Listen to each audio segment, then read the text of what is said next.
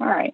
It looks like our attending popcorn is settling down a little, so we'll go ahead and get started, and people are welcome to join us as they come in. Thank you all very much for being here today.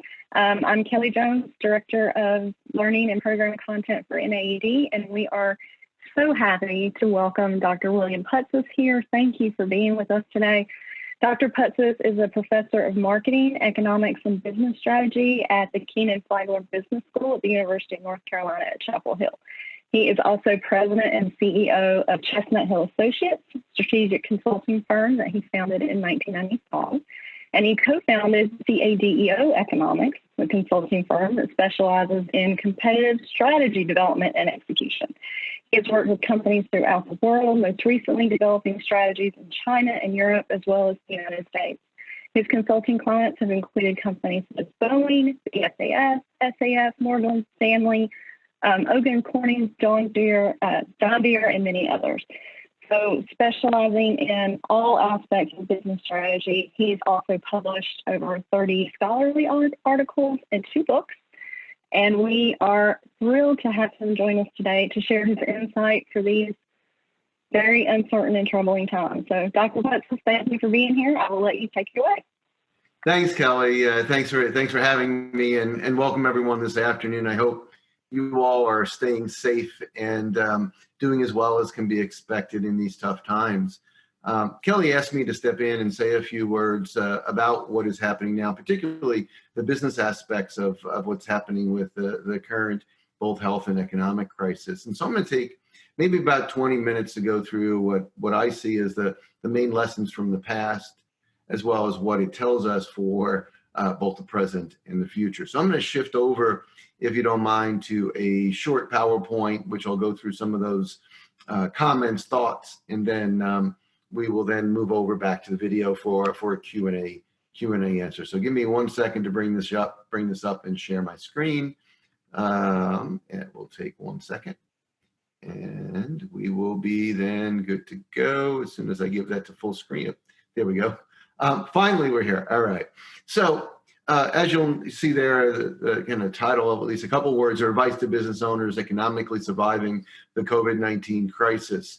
A couple of things I want to say right from the beginning is that we know a lot and we've learned a lot from previous downturns. Now, I may be revealing my age when I say that I've lived through the S&L crisis, the dot-com bubble, 9/11, the Great Recession, the housing crisis, and much of the downturns that we've seen in the past has resulted in a lot of research, both formally and anecdotally, about what companies have taken from those previous recessions. So let me start there, and then I'll go to very specific lessons for the future. Number one, cash and liquidity are king. It's not anything surprising, but we've now been in the last 10 years through the greatest recovery post-World War II this country has seen. It's been 10 years, really, of a recovery and growth period coming out of the Great Recession and the housing crisis. Companies should have learned over previous recessions that over periods of economic recovery is when we hoard cash and put ourselves in the position for what we are now. Economists would say that cash and liquidity should be pro-cyclical. In English, what it means is that hopefully many of you are at least in the position to weather the storm, if not liquidity at this point in time. The benefit in many ways, as we start to think about what both the Treasury and the Federal Reserve have done, is those that are not currently in a liquid position can hopefully tap into some of those resources. So number one, above all else, we should have learned from the past is that as we move to recession, we get assets that we can use during this downturn. Now, last year was spring of 2019. I predicted something like this would happen. Of course, I never predicted the coronavirus and what we're seeing in a health crisis. There were some, by the way, if anyone ever sees the Netflix documentary Explained back from November, they talked about something exactly like this. Nonetheless, given the length of the recovery and the vulnerability of the economy to any black swan event, it was probably close to a year ago, which I was saying Q1 2020, we will see something that will send us into a tailspin. So the lesson moving forward in some sense for all of you is that as we recover from this, and we will, moving yourself into a more liquid position moving forward that allows flexibility is always good advice. So that's number one.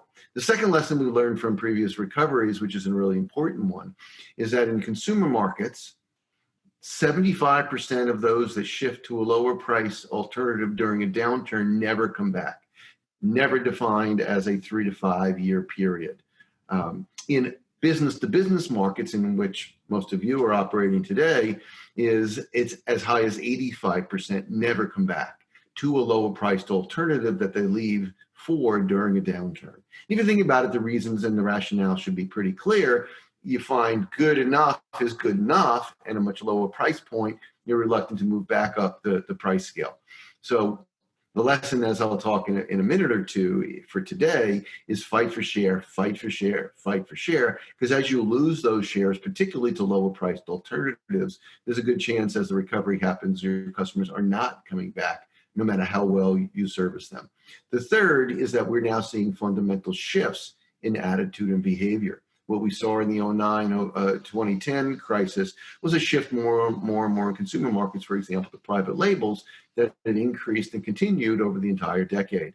So we've learned from past recessions that companies that are able to adapt and change during this period to move into areas that have new patterns, working more at home, the ability to be more flexible in work environment, and the like, are those that are able to succeed more long term.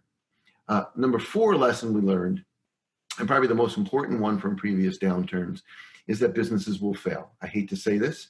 I have the utmost empathy for any small business owners, those of you out there.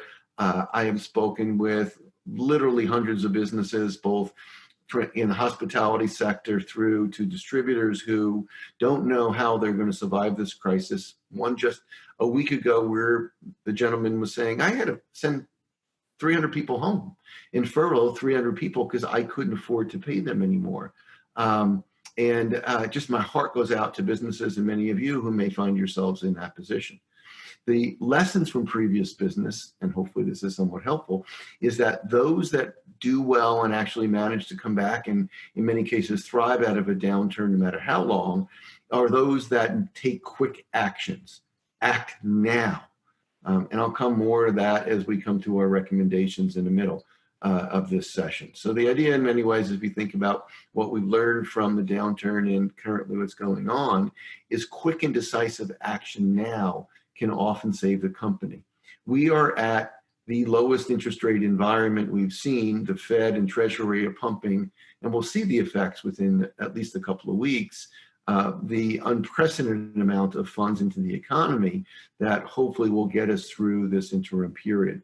And then finally, the notion of what we learned from previous economies is that previous recessions and previous downturns, if you will, is that those that are able to be in position, lucky enough, to take advantage of shifting to those new economies. Distribution is an area, and many of you know my friend Dirk, as he often says, it's being disrupted as we speak. And those that are able to take this period with enough liquid position to start to think about how we might transform the business to the future are those that are going to actually thrive when we come out of it. So I want to move down in some ways to what are the key lessons for the future, and then I'll give you hopefully a little bit of a teaser to what we'll talk about in the national event. So number 1, take care of your people. You all know this.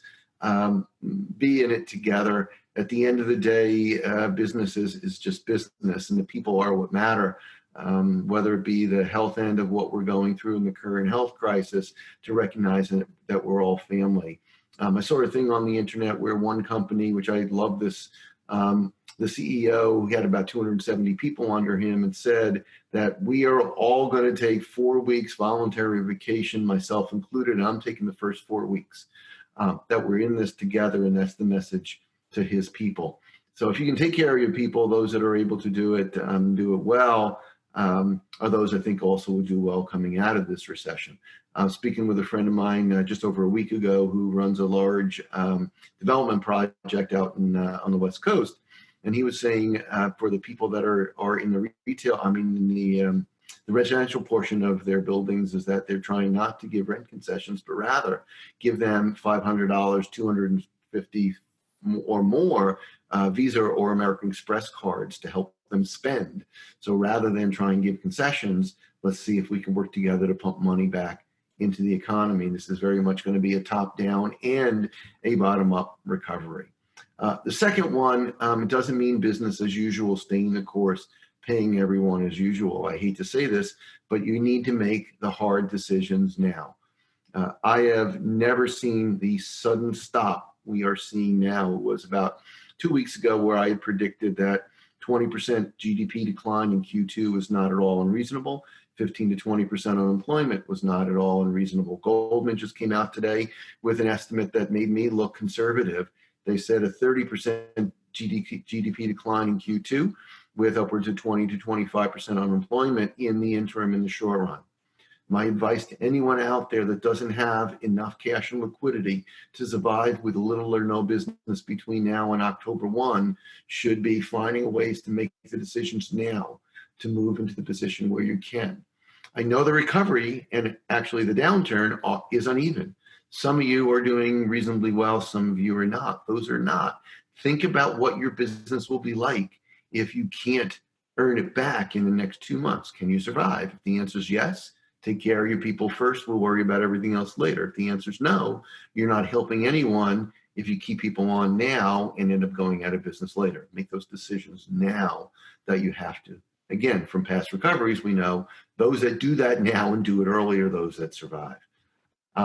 Make no mistake about it, we are in a recession. It will be deep, and I would hope, and most of us believe, it will be very short, but it will be very deep. Some people you hear the experts talking about whether it be a V recovery, whether it be an L-shaped recovery or a U-shaped recovery. The recovery will happen. What I see on the ground, and I think many of you probably are, in many ways, see the canary in the coal mine, in that all of your clients and customers out there are the ones that are on the front line, seeing what is happening in the real economy, are seeing the downturn severe. Q2's at a standstill. 20-30% decline is not unexpected. The good news is if we can get on top of the health crisis that we're going through, if we find an end to the storm relatively quickly, meaning we get the test kits out, we get some sort of vaccination and or form of ways to alleviate the burden on those that have contracted the virus, the hope, and I believe, that the downturn will be relatively short in nature, no matter how severe.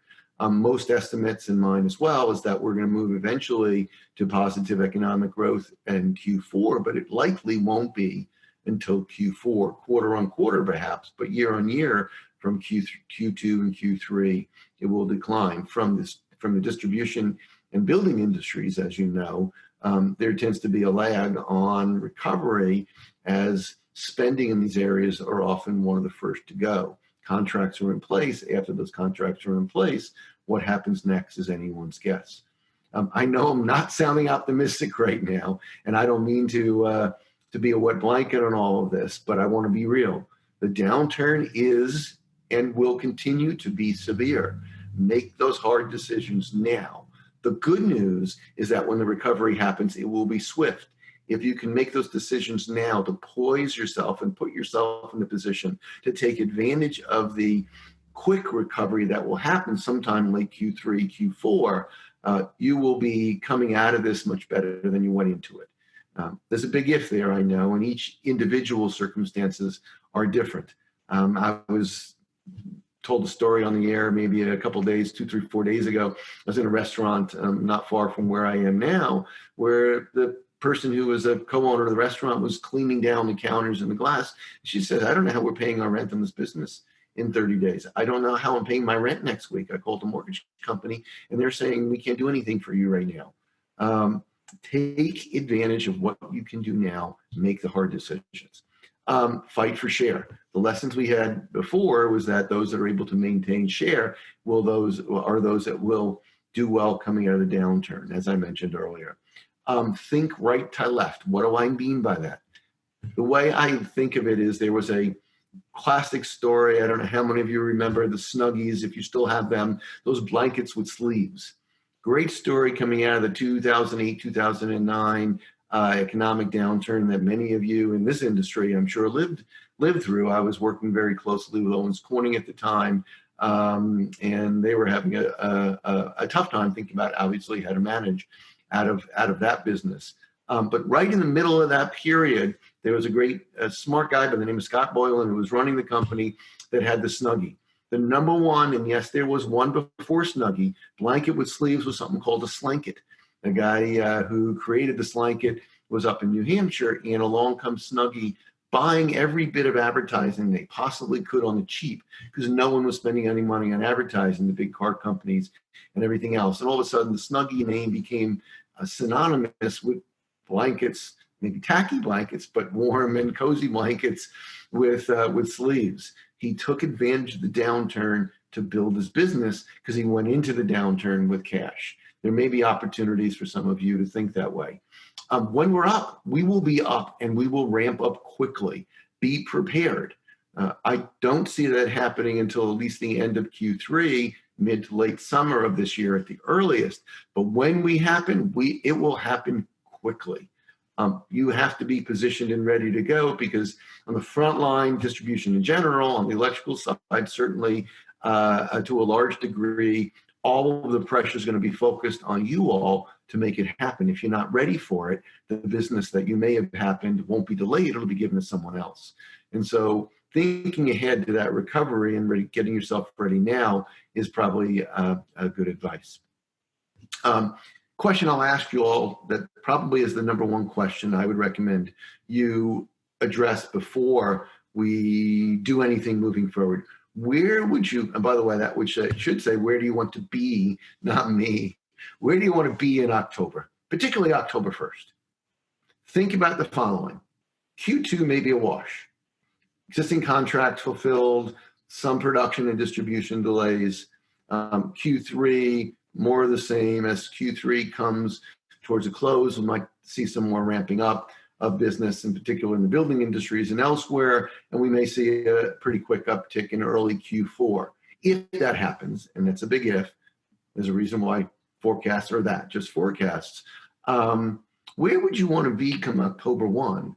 What would you want to do in order to maintain your business's viability between now and then, with maybe 3 months of little or no income for those of you in that position? For those of you that are able to take advantage of a current good financial position with your businesses, what might you do over this 3 months to take advantage of the fact that the market is now having a downturn, where you might think about repositioning where you are in your market? Think about where you want to be in October and work back from that as to the lessons and things you would want to actually do now to be prepared. I always love, there's a great diagram, was Mike Thaman used to run Owens Corning, used to call it the green dot diagram. So where's the green dot, in this case October 1st, that you want to be, and how do you work back from that green dot? As opposed to, what are we going to do in the next 30 days, and then think about the 30 days after that once we finish the 30 days. No, think back, think ahead 3 months from now, and work back to today. And sometimes it'll tell you we need to invest in our people now. Sometimes it's going to tell you we need to move back. I always like quoting someone by the name of Lynn Tilton. Lynn started a company called Patriarch Partners, a private equity shop. And she always says, if we have multiple businesses, if I'm supporting one business that isn't doing well, I'm not doing anyone a favor, because I just keep pumping more money into it. I'd be much better in helping people if I could take those resources and move it to another area that's going to grow and thrive. And so I want to reallocate where I do and where I spend my money. Do the same thing now. If you're thinking there are businesses that are going to come out of this come November, come October, how do you reposition yourself now to make those investments to get there? Again, I've said this multiple times, liquidity. It is the lowest interest rate environment. I know all of that liquidity isn't available and out there now, but to the extent you can be in the front of that line to get access to capital as you can, whether it be forgivable loans, whether it be actual loans that won't be repaid or need to be, whatever you can do to make sure your business stays liquid over the next 3 months are also going to be key. The other thing is I want to be careful to mention here is I often am sounding dire and pessimistic, because I think right now we're in the middle of a significant downturn, but we will recover. And the recovery, I believe, will be strong. If you look at our economy a year from now, we'll be in a significantly better position as a global economy, and certainly as a U.S. economy, than we were as little as 5-6 months ago. So the long run prospects are good. If this is an opportunity for you because you are in a sector, a part of the business where contracts are ongoing, payments are continuing, you're in a good liquid position that you can continue with your business for the next 2-3 months without any major disruptions with your cash flow and business viability, think of this as a great opportunity to transform for disruption. Many of our businesses are in the middle of being disrupted, from IoT-enabled supply chain to just-in-time connections with the supply chain, to distribution, being integrated into anything from local production through additive manufacturing, and a whole host of trends that are making production more and more on a local basis. If you can take this as an opportunity to invest in that transformation while business is down, that is a unique opportunity that may not be there for some time. So again, I know each of you out there are in different businesses, each of you are in different personal circumstances, but I'd say kind of like putting the oxygen mask on yourself first in the plane, whether it be a personal situation, whether it be a business situation, put that metaphorical oxygen mask on to make sure that you're going to be in good shape moving forward. For those of you who are perfectly healthy and don't need the oxygen mask, use this as an opportunity to transform your business while simultaneously fighting for share in your current business, so that when the recovery happens, you're able to move quickly and take advantage of that uptick, that inevitable uptick that we'll see.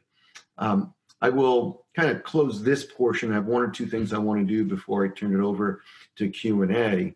I recognize that there are many parts of this that may be tough to swallow. I know very few businesses out there that are in your industries, and I do a lot of work with companies. One of the companies out there, Atcor, for example, I've done work with in the past. And so many of you, I know how much you care about your clients, about the families that are in your own businesses, and how important the people are. I don't want to lose sight of that.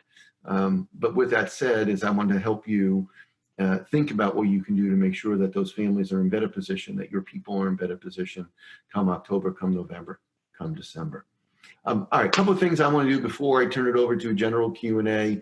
I want to leave this, hopefully, Kelly, you don't mind my doing this, but I'm going to leave you with a bit of a teaser. I know I'm going to say a few words to your now virtual conference, the national conference, and I'm going to leave you with a question I'm going to answer and talk about a little more there. And this is the reason why I say it now, is this is a more optimistic note. So the question is, this is a Coke vending machine at Carnegie Mellon University back in 1982. It's actually the first IoT interconnected device in history. This is a product from called Ollie from Local Motors, additively manufactured autonomous bus, basically. Quayside in Toronto, operated and being produced by Alphabet. A product called Canary, a home monitoring device. Internet-enabled contact lenses. A balloon enabling internet, Google Home, windmills, Hudson Yards in New York, and kudzu. Now, I know no one out there has any idea of what all of these things have in common. And the last one I'll leave you this with, which is Sam Brannan. Now, I'm really curious to see if anyone out there knew who Sam Brannan was, but this is the lesson, and the reason why I want to say it in this, in addition to a bit of a teaser for the national conference. Sam Brannan was one of the few to consistently make money and get rich from the California gold rush in the 1840s and 1850s. He didn't mine gold. What Sam Brannan did was he sell pickaxes and overpriced supplies and overpriced food and beer and suds to those that had gone from the East Coast to the West Coast to pan for gold, never found it, invested their life savings, and they all went bankrupt, and he made a fortune selling them the pans and the axes and supplies. And so the reason why I mention that here is I call it the principle of unanticipated consequences. And in many ways, it's a teaser for what we'll talk about later, but also a lesson to take away from you. what is happening behind? And when I say wake, I got to be real careful these days. I mean, as in a boat. When a boat goes, the wake, the waves that you see behind the boat, we call a wake. What are the things happening behind the environment that we're seeing out there? What are the trends that are changing? It's more than just working from home and these virtual conferences that we do on Zoom. Everyone knows that Zoom's going to be poised to take advantage of this Microsoft and what it does with the cloud. And there are a few companies that are pretty obvious that will come out of this. But in your industries, electrical distribution, in the building industries, what are the trends that are going to change? Home offices, lighting, you name the opportunities that are out there, and they are significant based on behavioral shifts that will encourage and allow more and more people to work at home, be at home, and be virtual. Are there things that you can take advantage of now based on the wake, the change, the unanticipated consequences? Kudzu, the example you see there, is something that was planted to try and stop soil erosion. And unfortunately, for those of you who know kudzu, it takes over everything. It grows so voraciously that it kills the plants underneath of it. The unanticipated consequence of it stopping soil erosion is basically taking over all the flora around it. And so in your industries, as we think about those unanticipated consequences of the coronavirus, how do you get liquid now? How do you make the tough decisions now so that when we get to Q4 and all of these unanticipated consequences that we didn't see coming before this is one that you can take advantage of a company so you can better help your people that have been in many ways hurt by this horrible time that we're living through. So I'm going to stop there and I'll turn it back to the video. Hopefully I'm roughly on time, Kelly, for what you were looking for in the overview. But most importantly, I hope you and your family stay safe. I am just heart goes out to everyone who's been affected by this, both particularly physically and but in terms of businesses. And so my part here is to talk about the business end of it. So hopefully that will help you all as well. And I think I'm about to stop share. And Kelly, am I on video now? You did perfect timing, right, cool. Phil. Thank you so much. Yes, and echoing that too. We want to be here to give you all the content we can. We absolutely hope that everyone's family's healthy and safety comes first. So we do have a few minutes for Q&A. If you look at your screen, you've got some icons at the bottom. There is a Q&A button, and if you could type your questions there, then we can hand those over to Dr. Putsis to answer. And I have one, Kelly, I'll take it straight away. Okay, great. About the global supply chain, what do you see happening when an industry does rely on, and I don't know if everyone can see the Q&A, so I'll read them just in case you don't have access to them. Great question. What do you see happening when our industry does rely on both products and materials come from overseas? Will this event really change this course dramatically? I could not agree more with the premise of the question, and the answer is emphatically yes. I think it'll take some time. I mentioned the company Local Motors. They do additive manufacturing, and the reason why they're called Local Motors is because they believe more and more production is going to be made local. You look at what's happening with a lot of the personal protective equipment in medical industries today, with pharmaceuticals both coming from China, and the shortage in many ways because we don't have access to the production capabilities that 2 months ago were down in China. And so more and more we are seeing things move local, which changes the nature of both local production and changes, of course, the nature of local distribution.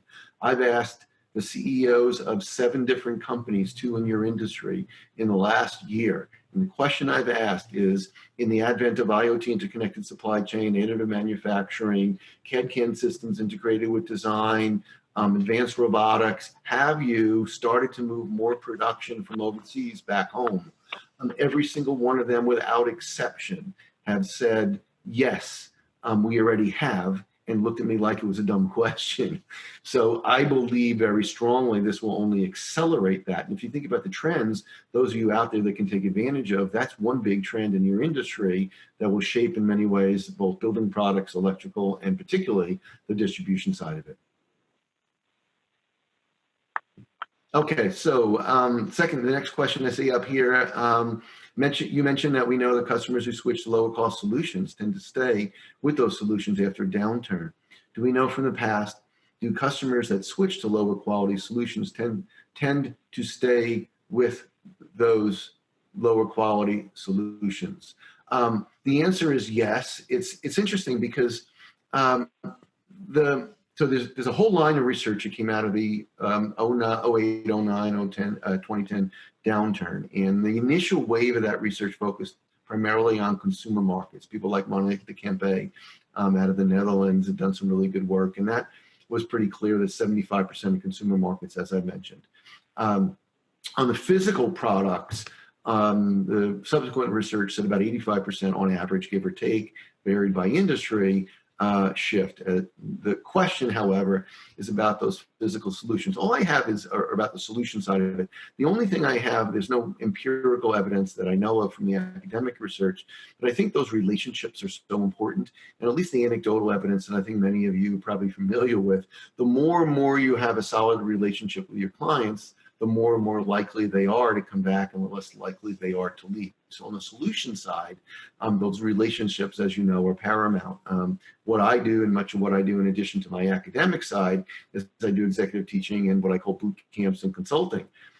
Relationships are all of that. Anyone who can do anything with me over this downturn, almost everyone has said, we're postponing, which means basically we're doing it a year later. But you want them to postpone, you don't want them to cancel to a lower priced alternative. That's not a direct answer to the question. To answer it directly, on the solution side, there's much less empirical evidence as to what happens. My suspicion is it's going to be lower than the 75 or 85% to the extent that you can manage those relationships. Okay, William Marshall, if you plan on retiring, I love this question, at the end of the year, and up until your investments have provided a return of 10%, would you stand pat and absorb the short-term hit? Now, my PhD is in economics. I'm an economist by training. I got my degrees at Cornell, I am not a licensed advisor, so I would not tell you what to do. Of course, so much of what you need to do is dependent upon your personal circumstances. But you're not that far from sort of my position and what I've thought about myself personally. I'm all in cash. Full stop. I believe where we are right now in the economy is we haven't seen the worst of it yet.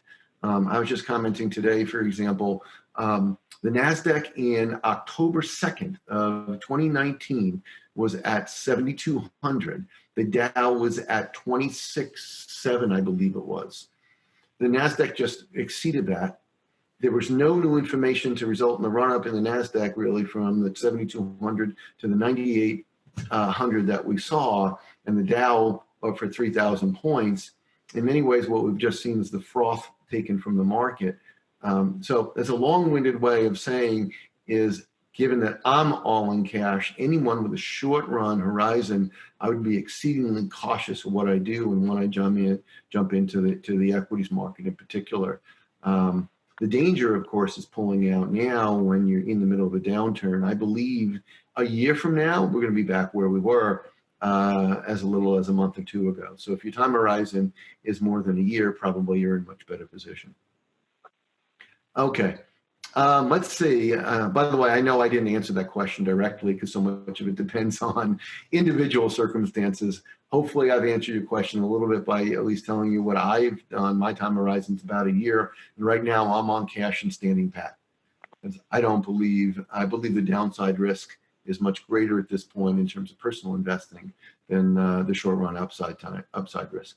Okay. You stated the recovery in Q4. That the virus that comes in May, the third quarter could be very strong. Do you feel this is too optimistic? No, I think it's possible. The question is, two viewpoints. I would argue the most important viewpoint from my perspective is, imagine a more pessimistic scenario happens and that recovery doesn't happen until mid Q4. Number one, above all else, my strongest recommendation for anyone out there is make sure you're in enough of a liquid position to survive and be okay through that more pessimistic scenario. number one, full stop. To answer the question directly, I believe really strongly that we will see the recovery sometime in Q3 and starting Q3. I think what we're seeing, if you look at a lot of the forecasts, Q2 of a -30, some of what we're already seeing in the downturn was absorbed at the end of Q1. So Q2 would have been worse if Q2 took the full brunt. I think the virus that comes in May, I hope that's true. I think it might be a little bit optimistic. But I'm not a health expert by any means. I've done a lot of work on what we call the diffusion of new products, which uses the epidemiological models that epidemiologists will use to apply to new products. I hope it does. And I will say that on the flip side of being in the position to survive, not seeing that recovery until Q4, you, on the other side, don't want to find yourself not being ready to be poised to take advantage of something that may actually happen as early as sometime during Q3. My hope it will happen. I don't think any of us have the visibility to any of that, and that's much of the reason why I am personally, at least in all cash at this point. Okay, let's see. Another question. If you're a business owner who didn't prepare for something like this after 2008, do you feel taking out a low interest loan is a better option than layoffs and pay cuts in order to retain your workforce? Another really good, tough question. I'm going to answer this first directly in that I think much of that is a personal decision, how you view what you do in your relationship with your people. I would argue personally, whatever you can do to take care of your people will make them much more loyal as we move forward. The danger in many ways of taking out a low interest loan at this point in time is you don't want to find yourself as we come out of the recovery to have that be a burden or a weight, which gives you the inability to bring those people back to take advantage of the recovery when it actually happens. Again, I would go back and say, imagine we're in the position of October 1 and business is just starting to tick up. Would the business loan bridge you through that? Is that sufficient? Is layoffs or pay cuts sufficient to get through that? And you have to balance the value of the people who are going to be there when you do the uptick. The danger, of course, of furloughs, layoffs, pay cuts is that when you are poised to make that recovery, those people aren't there, or as loyal as you need them to be to come back. So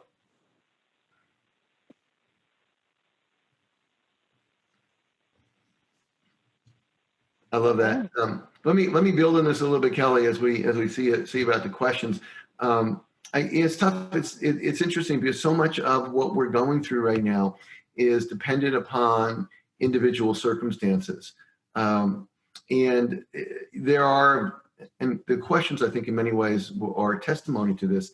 There are some of you that are in a good position that took advantage of our recovery over the last number of years, in a good position to keep people on, maybe furlough people for the short run, but bring them back very quickly.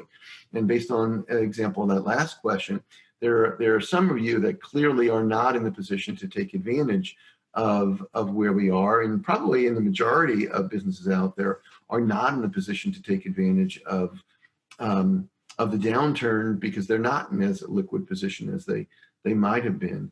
And the last question was such a tough one or an interesting one because at the end of the day, it's your relationship with your people that is really what the business is about. I always used to love the quote. Mitt Romney many years ago when he was running for president was vilified for saying this when he said, business is people, business is people too, or something like that. His point though is right. I mean, we all are in business. I have my own business. I run my own consulting firm, and it's all about the people. That's really all we are. We have our capital, we have our plants, we have our trucks, we have our property, we have everything else. But at the end of the day, it's the people that are most important. And so I would say, if I think about it, trying to go through all of this and come out the other end, if you are able to maintain your people on staff, if you are able to take the bridge loans that will do it, and the recent round of the stimulus package that was passed suggests that many of that may be recovered or forgiven, I should say. It isn't a bad idea to try and do that. Now, the other thing is, I was talking to a local business owner here, wasn't in distribution, but it's a local restaurant owner, and he was saying, and it's a fair question, a fair point. He was saying, if I keep them on staff, it's another thing that I can't do, and I worry about whether or not I'm staying in business. I lay them off; they're going to get unemployment insurance. They're not that far off from what they would be doing with me if they're able to get that unemployment insurance. And so balancing that is always tough to balance. Yeah, great. Another great question. I just actually saw 3 people talking about this yesterday about the question is that part of the stimulus package, will the SBA loans be coming directly from the Fed? Will it be coming through banks or traditional lending institutions? And as far as I understand that, it's to be determined in a mix of both. The SBA has been given a series of loan programs that they can access. Luckily, the SBA program has been already set up. That came out of the windows that were some of the regulations came out of the TALK program from close to 10 years ago. And so the best advice is, first, for those of you that already have a relationship, which is many of you, with an existing financial institution, that's where most people would recommend to begin. The SBA program, which will have funds available in it, as I understand, is going to be inundated, in particular at the local level. Any of you who've worked with the SBA during times of crisis know that while they do many great things, dealing with an influx of requests all at the same time is not something that they often easily handle. Remember what I said early on, that we know out of the last downturn, liquidity. Those that are going to get in first to your local lenders, those are going to get in first to the extent that you can get through the SBA program, which is not fully up and running just yet. I would say first, get to the existing lines that you have. Number 2, get to those existing relationships you've established with your local financial institutions, and then SBA to the extent that you can. That program is not up and running yet. And the goal is, as I understand it from things I've heard from the grapevine the last couple of days, hopefully up and running by the end of next week, which for many of you, that's not quick enough. It's that speed of what we're going through now, making sure you keep the doors open, is really what we need to make happen. Okay. All right. Perfect timing. Bill, thank you so much. Thank you for sharing your expertise and time with us today. Everyone, thank you for being here with us today. We have another webinar scheduled for you Thursday at 2:30 p.m. Central Time. So everyone take care. Please stay safe, everyone. Above all else, you and your family stay healthy and well. Thank you, Kelly. Thanks for the opportunity. Thank you so much. Bye.